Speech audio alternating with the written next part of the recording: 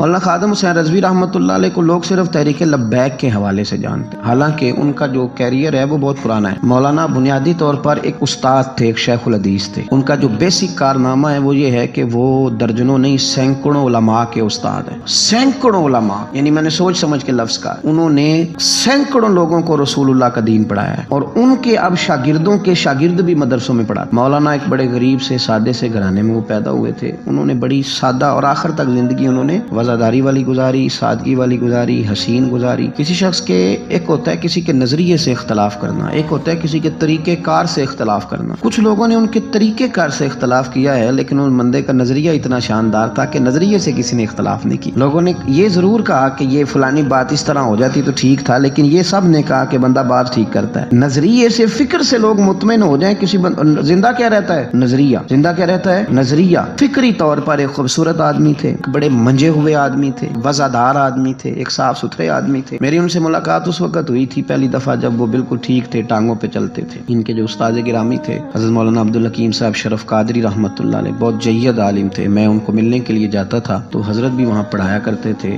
لاہور جامعہ نظامیہ میں، تو وہاں ان سے پہلی ملاقات ہوئی۔ پھر انہوں نے جو جماعت سب سے پہلے بنائی تھی اس کا نام تھا انجمن فدا یعنی ختم نبوت۔ اس جماعت سے انہوں نے کام کا آغاز کیا، اور بڑے اوائل میں، بڑے شروع میں انہوں نے ختم نبوت کے تعلق سے مختصر سے کام کا آغاز کیا، اور بڑی جلدی ان کا کام پھیل گیا۔ مکی پیر مکی دربار میں یہ اوقاف کی مسجد کے سرکاری خطیب تھے، لیکن حضرت ممتاز قادری صاحب رحمۃ اللہ علیہ کی شہادت پہ انہوں نے سرکاری ملازمت چھوڑ دی۔ اس کے بعد انہوں نے بڑی محنت کی، بڑی جد و جہد کی، بڑی کاوش کی، بیمار اور معذور ہونے کے باوجود بڑی کوششیں فرمائیں، اور بڑے نڈر تھے، بڑے بے باک تھے، بڑے خوبصورت تھے۔ سب سے بڑی بات یہ تھی کہ سکہ عالم دین تھے۔ جماعت کسی بھی سیاسی جماعت کے پاس اتنا تگڑا بندہ نہیں جس طرح کہ حضرت مولانا خادم حسین رضوی صاحب۔ میری ان سے تسلسل جیل جانے سے پہلے میں ملا، جیل سے آئے تو پھر ملا۔ میں گرچہ ان کی جماعت میں کبھی شامل نہیں ہوا، لیکن فکری طور پر ان سے جو کہ پہلے کا ایک تعلق تھا، ابھی بھی 24 اکتوبر کو پچھلے مہینے کی وہ گجرات جا رہے تھے تو کچھ دیر ہمارے پاس رکے، اور دیر تک وہ باتیں کرتے رہے، اور دیر تک ان کی میں باتیں سنتا رہا۔ پھر وہ مجھ سے کچھ سوالات پوچھتے رہے، میں ان کے جواب دیتا رہا۔ پھر اچانک جو ہے وہ کچھ دن پہلے خبر ملی کہ ان کا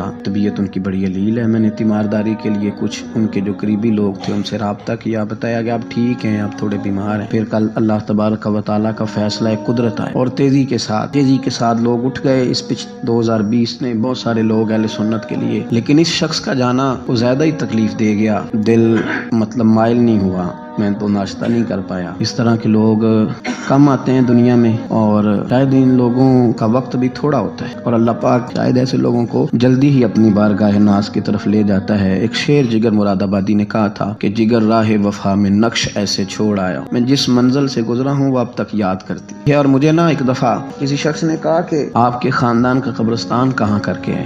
لوگ لکھنے والے جو لوگ ہوتے ہیں وہ پوچھتے رہتے ہیں کہ اس بندے نے کیا وصیت کی ہے، تحریری والے لوگ۔ تو میں نے انہیں کہا کہ قبر بھی بانی جائے گی۔ تو مجھے کہنے لگے کہ کس طرح کر کے پتہ چلے گا؟ تو میں نے کہا تے اکھاں جدوں میٹیاں تے پھر زمانہ مینوں روے، اپنا تے اپنا بیگانہ مینوں روے گا، تے جدوں نہ میں دسیا میں خارا نوں میں خانے وچ، پھر جام ٹوٹ جان گے میں خانہ مینوں روے گا۔ کئی لوک لوک رون گے تے کئی بک بک رون گے۔